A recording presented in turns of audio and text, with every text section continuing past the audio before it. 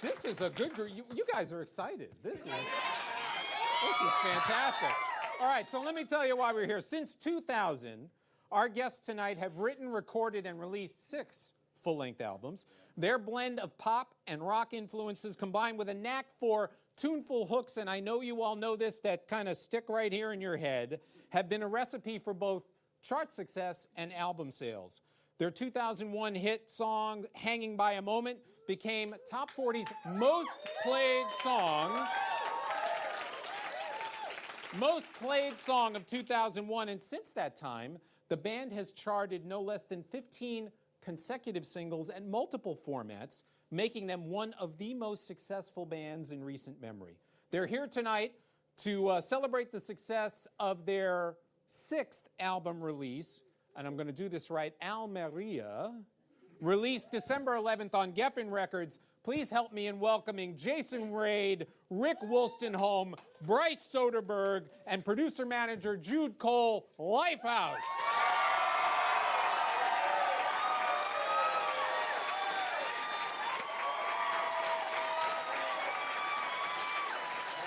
Hey, man. How you doing? Right there.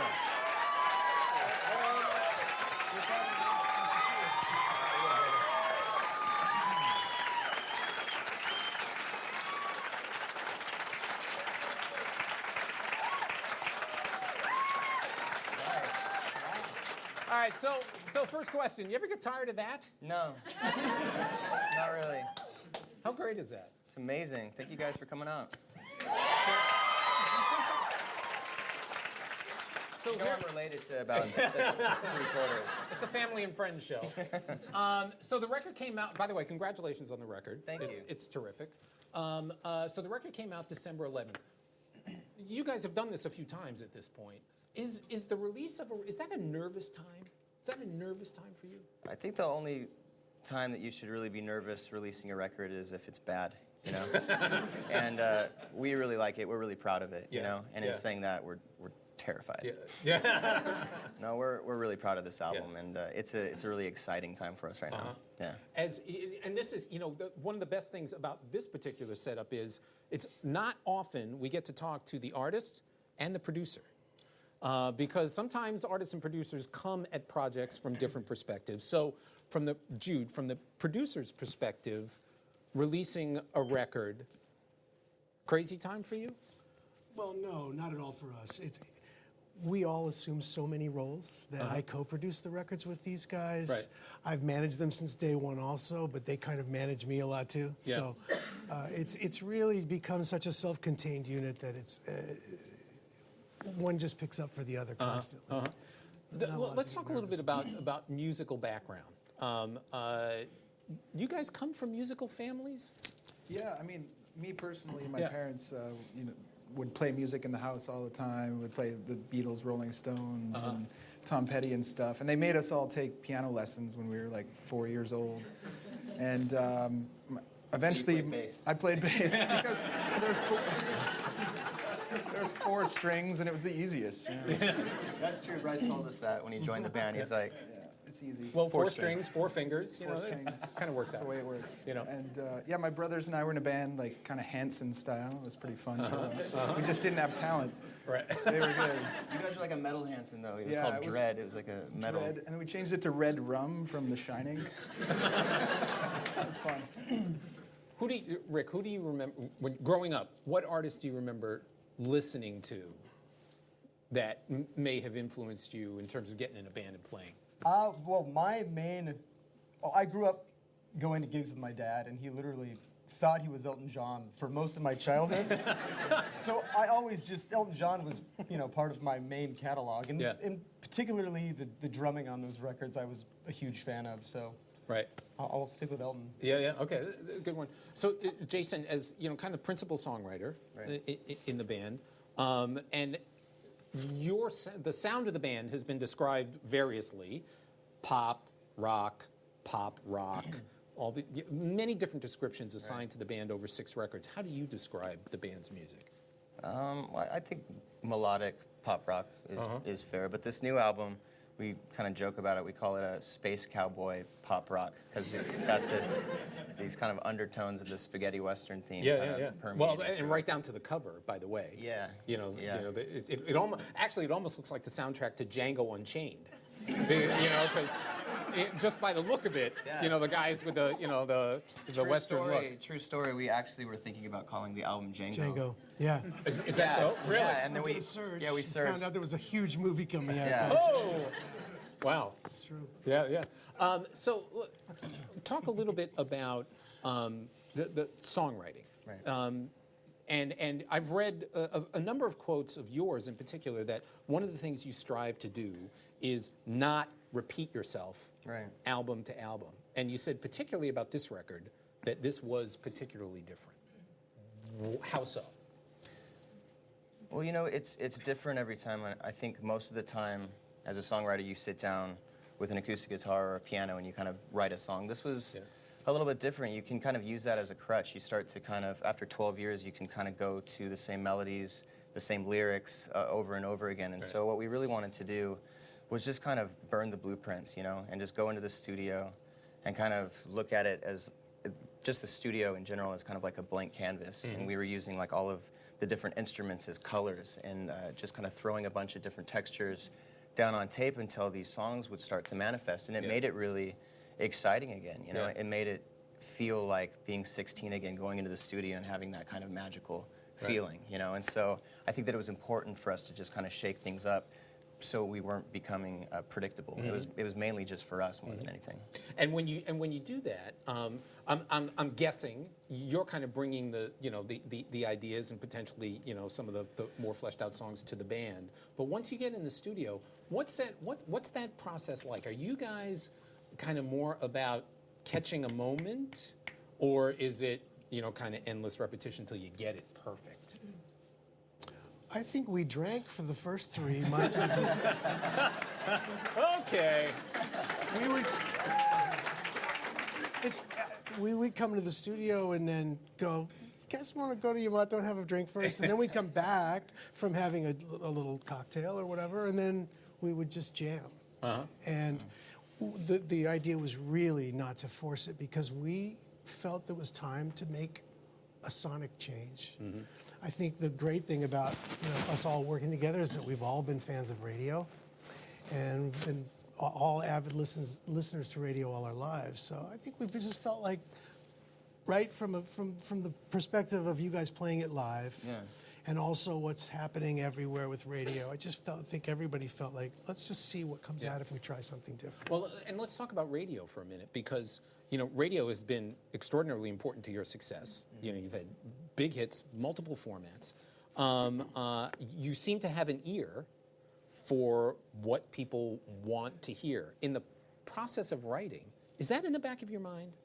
I mean, it shouldn't be, to be honest, because when I started, I had no idea what a radio single was, and then obviously it kind of changed over the years. And when Hangin' by Moment came out, when me and Rick were starting to become close friends, I was like, do you really think that this is going to happen? And he's like, yeah, man, this is going to be a big single. So I had no idea, you know, and still, I think that I think all of us do, we try to keep the music in its purest form to where if you know that it's resonating with you, it has a good chance of being on the radio and resonating with other people. But you can't, it's not like making pancakes, you know, you can't just go in. Every time I go in and try to write a hit song, it's literally the worst song ever, you know. So.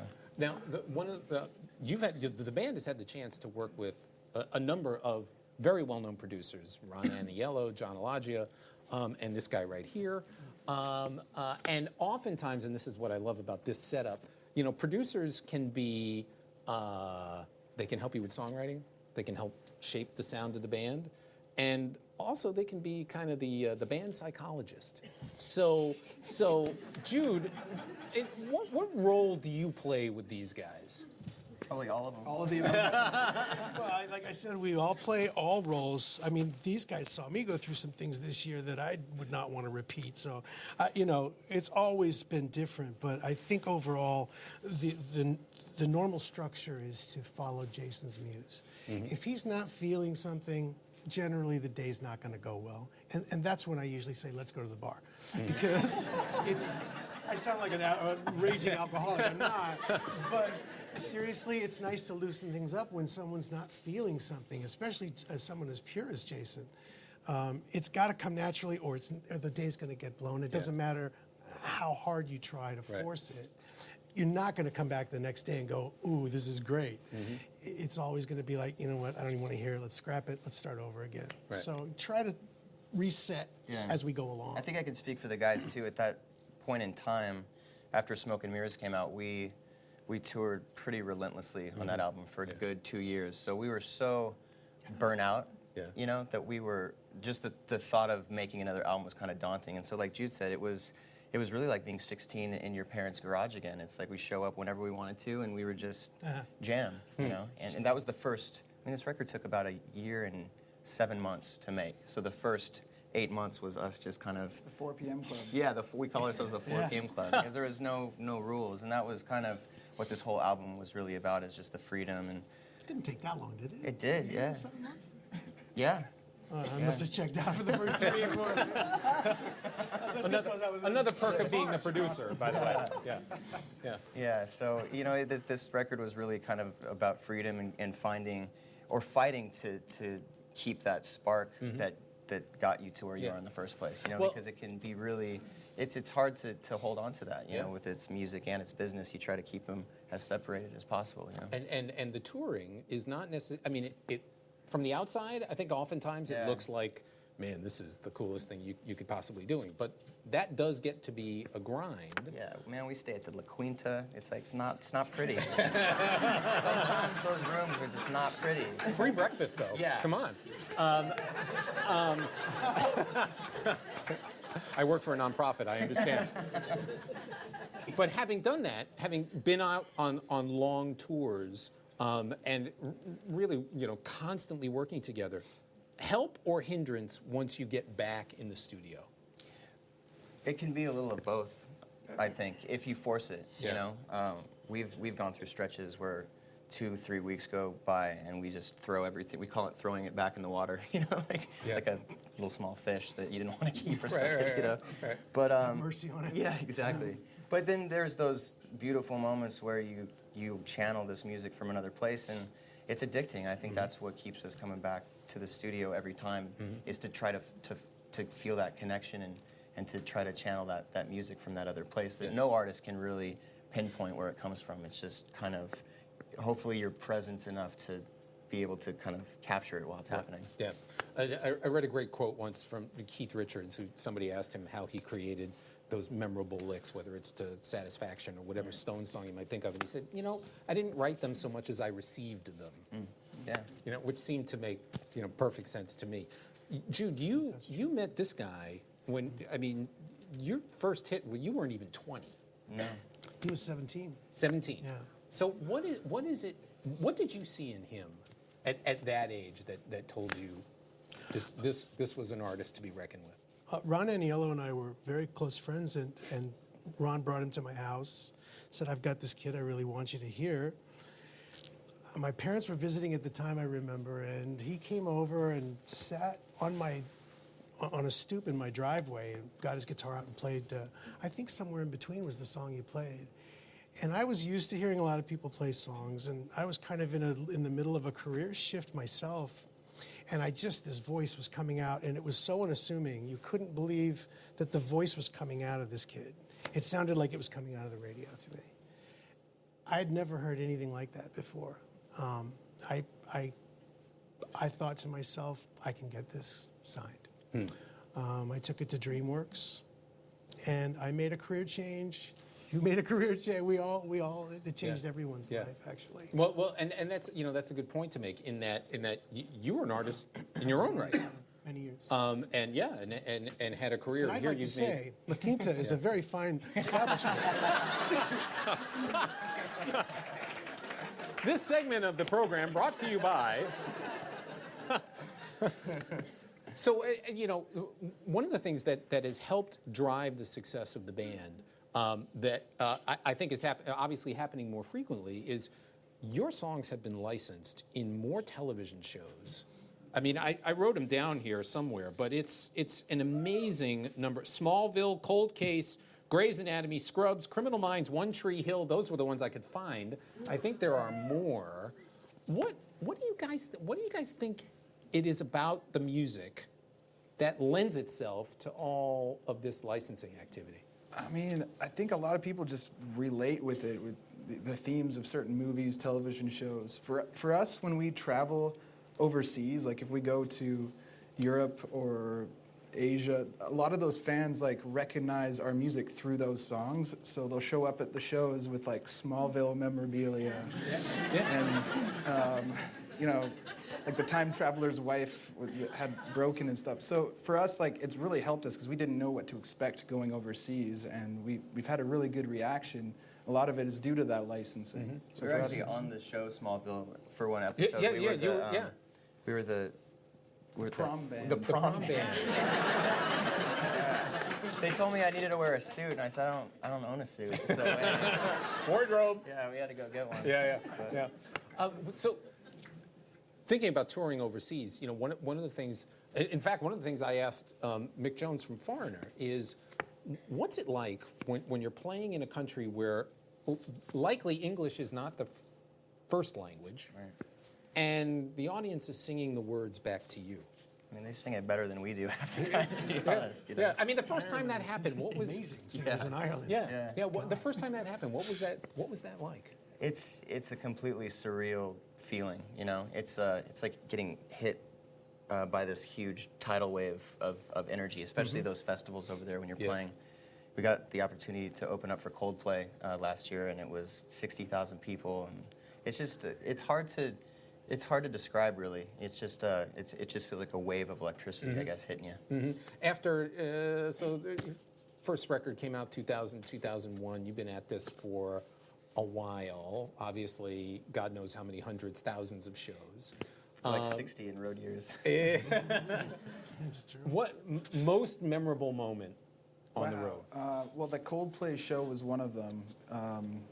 But I think doing the halftime show at the Pro Bowl in Hawaii was pretty cool. That's pretty There was cool. 100,000 people, and all these people dancing. Like, we started playing, and people would come on trampolines, and then there's all these like thousands of cheerleaders doing marching moves. One of those hang by- NFL halftime deals? Yeah, that was Yeah. crazy. Yeah. That was fun. For you? It isn't a musical moment, but there was the time that Jason almost caught the tour bus on fire when he put. What did you put in the microwave? They called me microwave. Microwave, yeah, I switched it up. I'd put something in the microwave that wasn't supposed to be in the microwave. Oh, that's right, it was metal. Yeah, exactly. That's mine. It's pretty good. Probably getting to open up for the Rolling Stones. That was That's pretty cool. huge. Yeah. But one of the shows was a disaster though because I had laryngitis, and you remember that? Nashville. Oh man, that was rough. And it's I such spent a. a lot of time in the dressing room. That was the only time that I ever got like the rock doctor to give me the shot. And it yeah. did nothing. You know, I was up there for 45 minutes and I couldn't even sing the low notes, and these people were just like giving you that look like, get this poor kid off the stage. They were being really polite. Yeah. But I think Mick saw that show, and that was pretty painful. But I got my voice back, and then 2 days later in Vegas I redeemed myself. So Nice. but yeah, it was Nice. pretty big.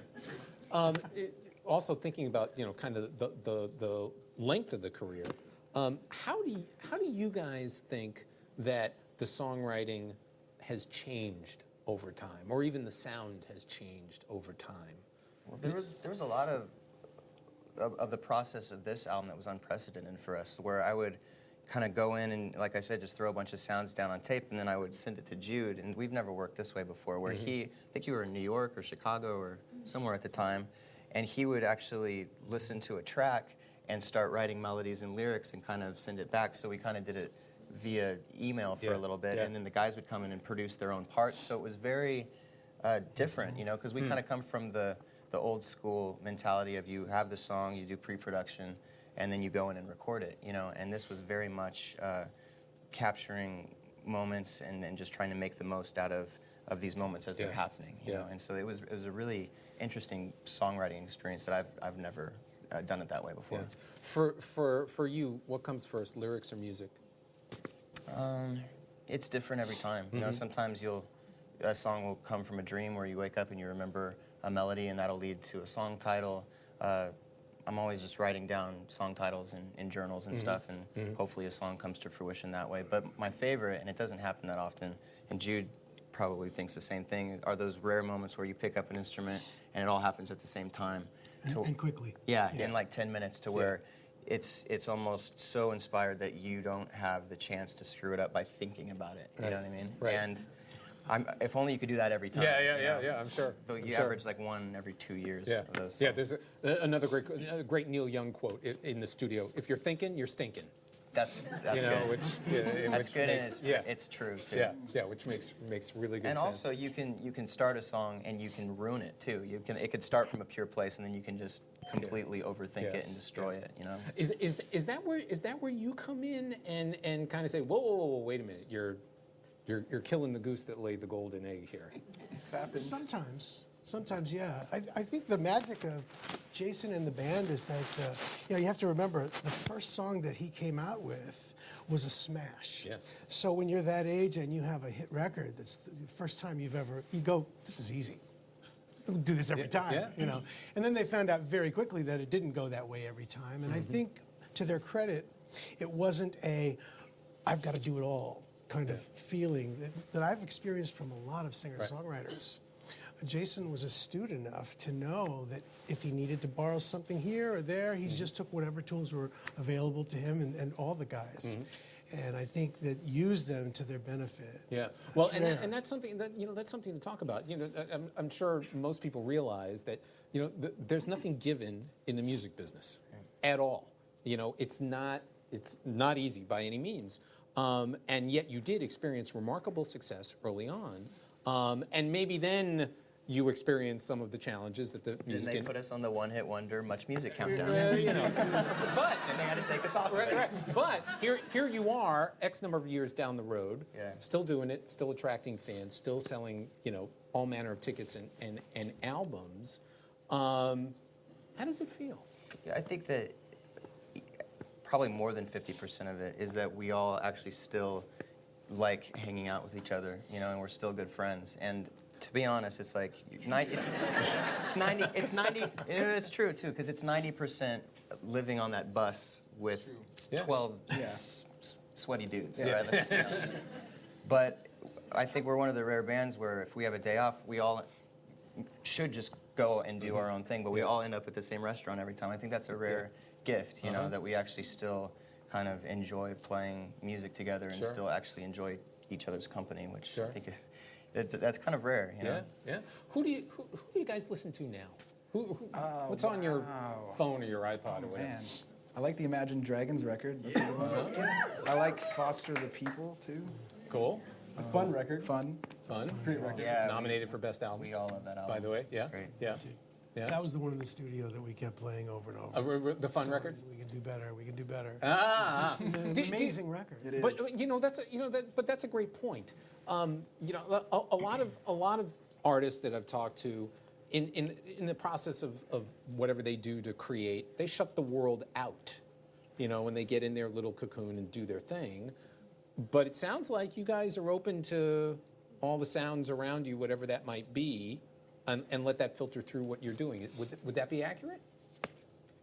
I think these guys are really open to everything that I've brought in. Like, I remember this record, we had a little Bee Gees lesson, remember? Yeah, I remember. That was a good one. And I don't think they were really aware of More of a dance party. Not Yeah, really a lesson. Well, you guys knew that stuff, but what they didn't know was Massachusetts and all those early hits of the Bee Gees. And I wanted to show them how the survivors out there have been able to transcend the periods and adjust what they do, not to change blatantly what they do, but to adjust what they do, like the Rolling Stones did with Miss You, and disco was a big hit. The sounds have changed, and what people want to hear, you have to acknowledge to some degree. Yeah. You can't just go in and make a record and go, I don't care if anybody likes it. You can say that, but you don't really mean it. Right. And so you have to sort of acknowledge what's current and what's kind of wanted and needed out there if you want to. Technology. records out. A lot gets made about what you can do with technology. What are you guys analog guys, or when do you like to mess around with what's available? We started off recording with analog Yeah, to I've got tape. a Studer, a 2-inch tape. That's how old we're getting. Yeah. But I think You're not as old as I am, trust me. I was going to say, I'm older than analog. Yeah. I think Pro Tools is great. You know, it can hurt you and it can be great. It does make you a little bit lazy. You know what I mean? It's like just fly it in or whatever. You know, I kind of, to be honest, I miss that kind of old school mentality of let's just capture it and play a complete take all the way through and without punching in or anything. But you know, you can use technology for inspired moments as well too. So you just have to make sure that you don't take it too far, I We guess. experimented with using an iPad strumming a guitar. Remember that? It was Yeah. like, boom. I think in the new digital age, like there's a lot of artists out there that have easier means to making their own records, to making their own music, which I personally enjoy. Like there's so much music out there right now, and people get the chance to make it and put it on YouTube and put it on Facebook, and more people are listening, and it's good. I think it's really moving forward. Yeah. You know, one of the things, one of the missions of the museum is education, and music education in particular, and bringing school groups here and talking about the creative process and what goes into making great music. If you guys were sitting in front of a group of school kids today who were interested in getting into music, what would you say to them? Probably just to, if you really love music, do it for the right reasons, obviously. You know, I think that there's a fine line of why a lot of people want to start bands or start singing, or, you know, I think that if you're just really in love with music and the feeling that you get, to just always try to keep it as pure as possible, you know, and I think that you'll always land on your feet that way. Get into bands with people that you like is probably a good one. That's good. I yeah. like that. And to just take advantage of all this, you know, this digital technology. Again, like you could take your phone and be a DJ on it. You know, a buddy of mine did a record on an iPhone. You know, like my 4-year-old nephew is recording on GarageBand. So Right. just take advantage of everything that's around. And you know, the way that we find the situation that the business finds itself in is even in the length of your career is markedly different. You know, there's more music available for more people in more ways than there's ever been, and yet, you know, the business is challenged. Well, and a lot of people say that, well, you know, artists should just give the music away and use that as a promotional tidbit to get people to come see the shows.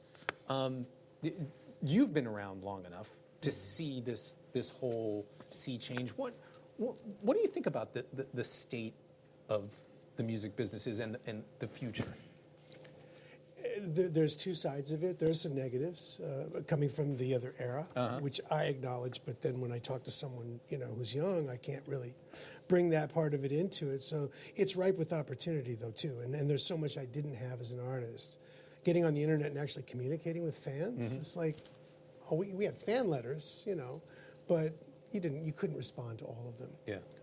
That's just a huge advantage. How much do you guys use social media to interact with your fans? It's kind of Bryce's department. Yeah. I think we're pretty up to date. You guys been getting tweets from him? We all do it. We all do it collectively. But Yeah.